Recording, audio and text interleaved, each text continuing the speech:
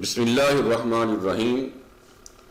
20ویں صدی کی آمد تک دنیائے سائنس میں ایک ہی نظریہ مروج تھا کہ کائنات بالکل غیر متغیر اور مستقل نوعیت رکھتی ہے اور لامتناہی عرصہ سے ایسی ہی چلی آ رہی ہے۔ تاہم تحقیق و مشاہدہ اور ریاضیاتی جانچ پڑتال جو جدید ٹیکنالوجی کی مدد سے جاری تھی، اس سے انکشاف ہوا کہ اس کائنات کا ایک نقطہ آغاز بھی تھا اور اس وقت سے یہ مسلسل پھیل رہی ہے۔ 1929 میں امریکی ماہر فلکیات ایڈوین ہبل نے اپنی دوربین سے آسمان کا مشاہدہ کرنے کے بعد انکشاف کیا کہ ستارے اور کہکشائیں ایک دوسری سے مسلسل دور ہٹ رہی ہیں۔ ایک ایسی کائنات جس میں ہر چیز دوسری چیز سے پرے ہٹتی جا رہی ہو تو اس کا مطلب یہ ہے کہ وہ مسلسل پھیل رہی ہے۔ یونیورسٹی آف ایریزونا کے ایک سائنسدان ڈینیل آئزن اسٹین کے مطابق جس طرح دھواں پھینکنے والی گن سے خارج ہونے والا دھواں ایک مخصوص انداز میں پھیلتا ہے، کائنات بھی اسی طرح فروغ پذیر ہے۔ اللہ تعالیٰ قرآن مجید میں ارشاد فرماتے ہیں، وَالسَّمَاءَ بَنَيْنَاهَا بِأَيْدٍ وَإِنَّا لَمُوسِعُونَ، اور آسمان کو ہم نے اپنے دستے قدرت سے بنایا اور ہم اسے وسیع کرتے جا رہے ہیں۔ اس میں لفظ موسعون استعمال ہوا ہے، یعنی اس کو وسیع کیا، فراخ کیا۔ گویا اللہ تعالیٰ اس وسیع کائنات کو بنا کر رک نہیں گئے ہیں بلکہ ہر دم اس میں توسیع فرماتے جا رہے ہیں۔ مشہور ماہر فلکیات اسٹیفن ہاکنگ اپنی کتاب a brief history of time میں لکھتے ہیں کہ کائنات کی وسعت کی دریافت 20ویں صدی کی بڑی دریافتوں میں سے ایک ہے، جبکہ قرآن مجید میں اللہ تعالیٰ نے اس بات کی طرف رہنمائی اس وقت کر دی تھی کہ جب ٹیلیسکوپ بھی ایجاد نہیں ہوئی تھی۔ حیرت کی بات یہ ہے کہ سائنسدان جوں پہلے سے زیادہ طاقتور اور جدید قسم کی دوربینیں ایجاد کر رہے ہیں تو اس بات کا بھی انکشاف ہو رہا ہے کہ کائنات میں ہر آن مزید وسعت ہو رہی ہے۔ آئیے اب دیکھتے ہیں کہ اللہ تعالیٰ کی یہ کائنات کتنی بڑی ہے۔ اس کا آغاز ہم انڈیا سے کرتے ہیں۔ انڈیا کی کل چوڑائی ہے 2933 کلومیٹر۔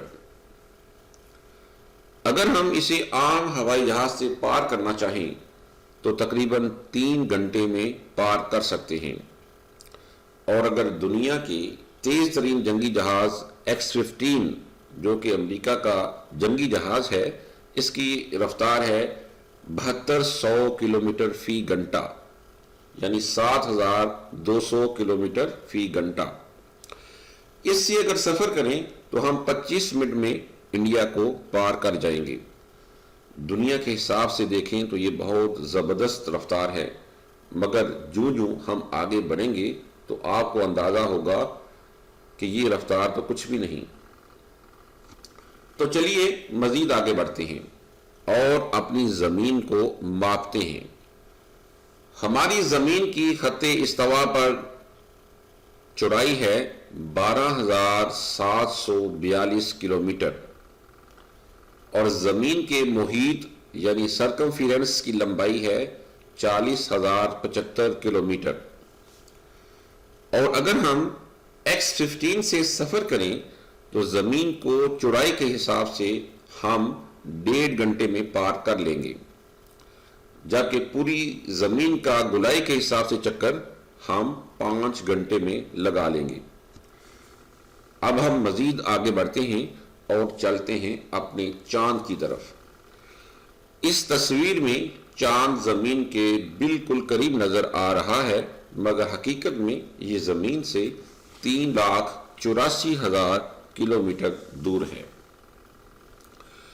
اب اگر ہم فرض کر لیں کہ زمین اور چاند اپنی جگہ ساکن ہیں اور ہم نے X-15 سے زمین سے چاند کی طرف جانا ہے تو ہمیں چاند پر پہنچنے میں 50 گھنٹے یا 2 دن لگیں گے۔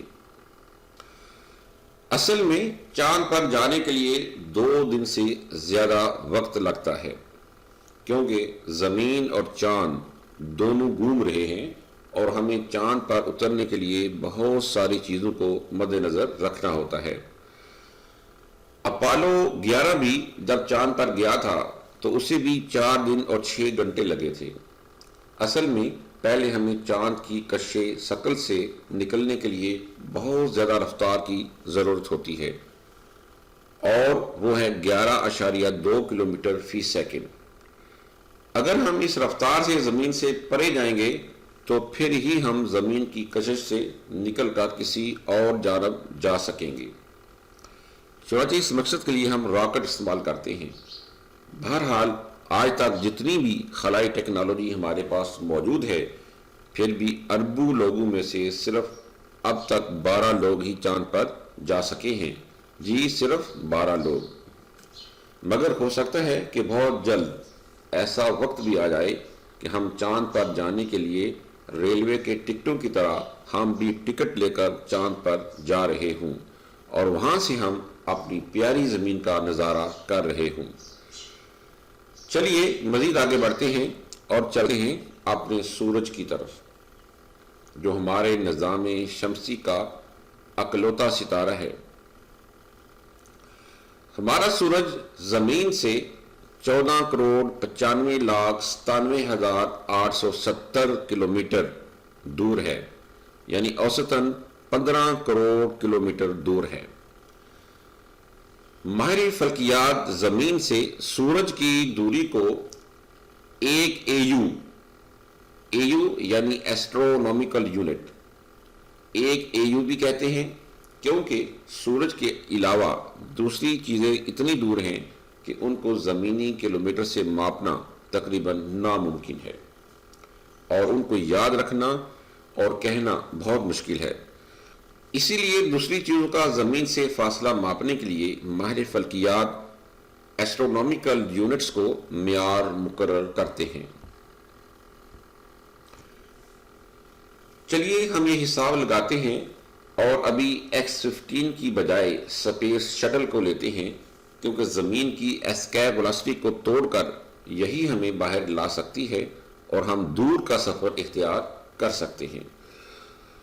تو جناب سپیس شٹل کی رفتار ہے 20 کلومیٹر فی سیکنڈ، یعنی X-15 سے 10 گنا زیادہ رفتار ہے۔ تو اگر ممکن ہو اور ہم اسی تیز ترین سپیس شٹل سے سورج تک جائیں تو ہمیں کتنا وقت درکار ہوگا؟ جی ہمیں 85 دن لگیں گے۔ 85 دن لگیں گے سورج تک پہنچنے کے لیے۔ گو کہ ایسا ناممکن ہے کہ کوئی انسان سورج تک جا سکے۔ اس کی وجہ آپ کو بھی پتہ ہے کہ انسان وہاں تک پہنچنے سے پہلے ہی جل کر ختم ہو جائے گا۔ تاہم ناسا نے 12 اگست 2018 میں ایک سیٹلائٹ پارکر سولر پروب سورج کی جانب بھیجا تھا، اور اس نے وہاں سے ایسی معلومات اکٹھی کی تھیں کہ جن کے بارے میں ہمارے سائنسدان اس سے پہلے لا علم تھے۔ اب ہم آگے بڑھتے ہیں اور دیکھتے ہیں کہ ہمارا نظام شمسی کتنا بڑا ہے۔ یوں تو پہلے ہمارے نظام شمسی میں 9 سیارے شمار کی جاتے تھے، مگر بعد میں پلوٹو کو تکنیکی بنیادوں پر نظام شمسی سے نکال دیا گیا تھا، اور اب ہمارا نظام شمسی 8 سیاروں پر مشتمل ہے۔ حالانکہ پلوٹو سے بھی بہت دور ایسی مزید سیارے بھی ہیں جو سورج کے گرد چکر لگا رہے ہیں۔ مریخ یا مارس سیارہ سورج سے 1.5 AU دور ہے، یعنی 22 کروڑ 79 لاکھ کلومیٹر۔ ہمارے نظام شمسی کا سب سے بڑا سیارہ مشتری سورج سے 5.2 AU یعنی 70 کروڑ 83 لاکھ کلومیٹر دور ہے۔ جوپیٹر سورج سے 9.5 AU یعنی 1 ارب 42 کروڑ 70 لاکھ کلومیٹر دور ہے۔ اس کے بعد آتا ہے یورینس۔ یہ سیارہ سورج سے 19 AU یا 2 ارب 87 کروڑ 10 لاکھ کلومیٹر دور ہے۔ نیپچون सूरज से 30 AU या 4 अरब 79 करोड़ 71 लाख किलोमीटर दूर है। अगर प्लूटो को भी शामिल कर लिया जाए तो ये सूरज से 39.5 AU या 5 अरब 91 करोड़ 30 लाख किलोमीटर दूर है। आपने देखा कि फासले बढ़ने से इनको किलोमीटर में बयान करना मुश्किल होता जा रहा है। तो आइए देखते हैं कि अगर स्पेस शटल को लिया जाए तो हम इन सियारों पर कितने वक्त में पहुंच पाएंगे। मार्स पर हम 132 दिन में पहुंचेंगे, मुश्तरी पर हम 1 साल 2 माह में, जुपिटर पर 2 साल और 2 माह में, यूरेनस तक 4 साल और 5 माह में, नेपच्यून तक 7 साल 1 माह, जाके प्लूटो पर हम स्पेस शटल जो कि 20 किलोमीटर फी सेकंड की रफ्तार से चलती है, हम 9 साल और 3 माह में पहुंचेंगे। अगर हम दूर दराज सियारों का फासला भी मापें जो सूरज की कशिश के जेर असर हैं, तो वो फासला बनता है 28 अरब 74 करोड़ 60 लाख किलोमीटर। और अगर हम स्पेस शटल के जरिए इन सियारों तक पहुंचना चाहें तो हमें 45 साल लगेंगे, यानी हमारी आधी जिंदगी इसी सफर में ही लग जाएगी। मगर ये फासले कुछ खास नहीं हैं, आगे बढ़ेंगे तो आपकी अक्ल दंग रह जाएगी। हमारे सूरज से सबसे नजदीक जो सितारा पाया जाता है उसका नाम है प्रोक्सिमा सेंटोरी। ये जमीन से 4.2 लाइट ईयर दूर है। आप कहेंगे कि लाइट ईयर या नूरी साल क्या होता है। पहले हमने फासलों को मापने के लिए किलोमीटर और एस्ट्रोनॉमिकल यूनिट का इस्तेमाल किया था, मगर अब फासले इतने ज्यादा हो गए हैं कि उनको मापने के लिए हमें लाइट ईयर या नूरी साल को इख्तियार करना पड़ता है। हमारी कायनात की सबसे तेज रफ्तार चीज रोशनी है, जो 1 सेकंड में 3 लाख किलोमीटर सफर करती है। तो रोशनी 1 साल में जितना फासला तय करती है वो 1 नूरी साल कहलाता है। चलें हम नूरी साल को किलोमीटर में बदल कर देखते हैं। तो 1 नूरी साल 94 खरब 60 अरब 80 करोड़ किलोमीटर के बराबर होता है। और अगर इसको 4.2 से ज़रब दे तो हमें हमारे नज़दीक तरीन दूसरे सूरज के फासले का इल्म हो जाएगा कि वो ज़मीन से कितना दूर है। चुनाचे अगर हम स्पेस शटल के जरिए इस सूरज तक जाना चाहेंगे तो हमें वहां पहुंचने में 65,000 साल लगेंगे, यानी हमारी शायद 1,000 नस्लें आएंगी और जाएंगी, तब जाकर हम में से कोई इस सूरज तक पहुंच पाएगा। और इसके साथ साथ फिर हमें पूरे एक शहर जितना खाने वगैरह का इंतजाम करना होगा ताकि हम खा पी कर इतना अरसा जिंदा रह सकें। ये यकीनन अभी तक तो नामुमकिन नजर आता है, मगर मुस्तकबिल में अगर ये कायनात इस तरह चलती रही तो कुछ नहीं कह सकते कि कल को क्या हो सकता है। शायद आइंदा कई 100 साल बाद हम टेक्नोलॉजी में इतने एडवांस हो चुके हों कि ये फासले कोई अहमियत के हामिल ना रहें। यहां एक और हैरत अंगेज हकीकत को भी जान लें कि ये सितारा यानी प्रोक्सिमा सेंटोरी हमसे 4.2 नूरी साल दूर है। इसकी रोशनी हम तक पहुंचने में 4.2 साल लगते हैं, यानी आज शाम इस सितारे को अगर हम अपनी आंखों से देख रहे होंगे तो वो 4.2 साल पुराना होगा। इसी तरह जो हम अपना सूरज देखते हैं तो वो भी 8 मिनट और 20 सेकंड पुराना होता है, जबकि चांद भी 1.5 सेकंड पुराना होता है। अगर किसी वजह से ये प्रोक्सिमा सूरज खत्म हो जाता है या फट जाता है तो इसका अंदाजा हमें फौरन नहीं होगा, बल्कि 4.2 साल बाद ही होगा। इस साइंसी हकीकत को मैंने कश्शे शकल क्या है वाली वीडियो में तफसील से बयान किया है। जिनको जानने का शौक हो वो मेरी वो वाली वीडियो देख ले ڈسکرپشن میں آپ کو اس کا لنک مل جائے گا۔ اب ہم آتے ہیں اپنی کہکشاں ملکی وے کی طرف۔ اس کی لمبائی ایک کنارے سے دوسرے کنارے تک 1,05,700 نوری سال ہے۔ جی اب تو نوری سال کا پیمانہ بھی چھوٹا لگنے لگا ہے۔ اس کہکشاں میں 300 سے 400 ارب ستارے پائے جاتے ہیں، جن میں سے ایک ہمارا ریت کے ذرے جتنا سورج بھی شکل میں نظر آ رہا ہوگا۔ ہمارا سورج ملکی وے کے مرکز کے گرد 240 کلومیٹر فی سیکنڈ کی رفتار سے گھوم رہا ہے اور اس کو ایک چکر مکمل کرنے میں 22 کروڑ سال لگتے ہیں۔ اب آتے ہیں ہماری ہمسایہ کہکشاں کی طرف کہ جس کو اینڈرومیڈا کے نام سے پکارا جاتا ہے۔ یہ ہماری سب سے نزدیک ترین کہکشاں ہے، اور یہ کتنی نزدیک ہے؟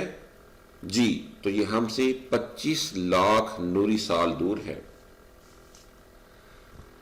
اس سے آگے آتا ہے لوکل گروپ کہ جس میں اندازہ ہے کہ 50 سے 100 کے قریب کہکشائیں پائی جاتی ہیں۔ اس گروپ کی لمبائی ایک کنارے سے دوسرے کنارے تک 1 کروڑ نوری سال ہے۔ اور پھر اس کے بعد آتا ہے سپر کلسٹر، جس میں اندازاً 50,000 سے زائد کہکشائیں ہیں۔ اس کی لمبائی 50 کروڑ نوری سال تک ہو سکتی ہے۔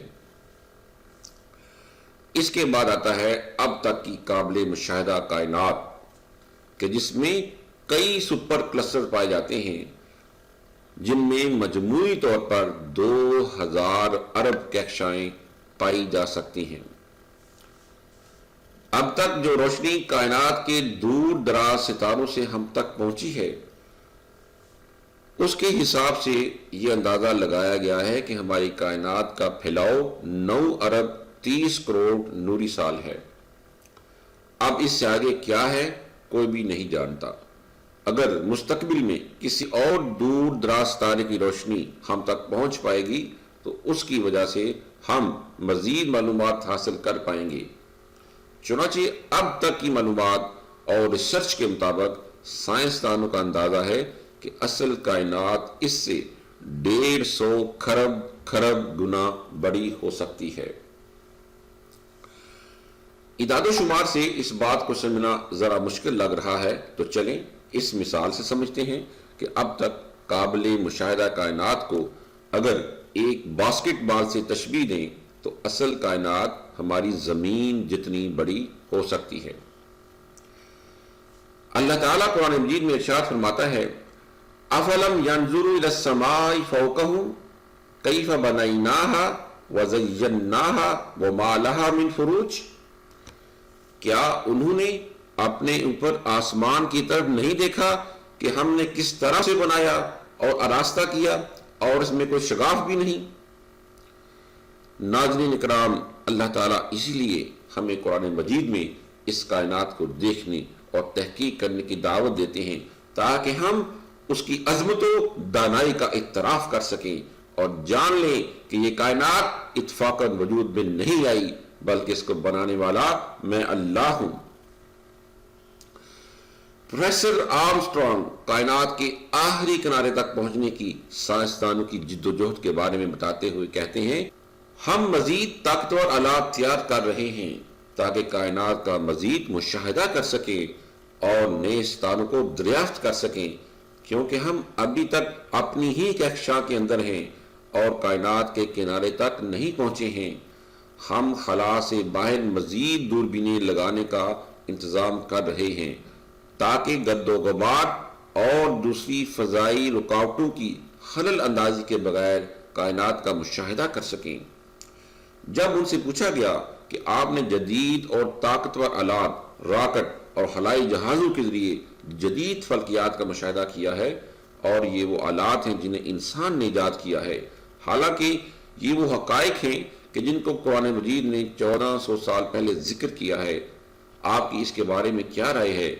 انہوں نے جواب دیا میں اس بات سے بہت زیادہ متاثر ہوا ہوں کہ کس طرح غیر معمولی انداز میں ایک قدیم تحریر میں جدید فلکیات کا تذکرہ موجود ہے۔ ناظرین کرام، ویڈیو اچھی لگے تو لائک اور کمنٹ ضرور کریں اور شیئر کریں۔ شکریہ۔ وآخر دعوانا الحمدللہ رب العالمین۔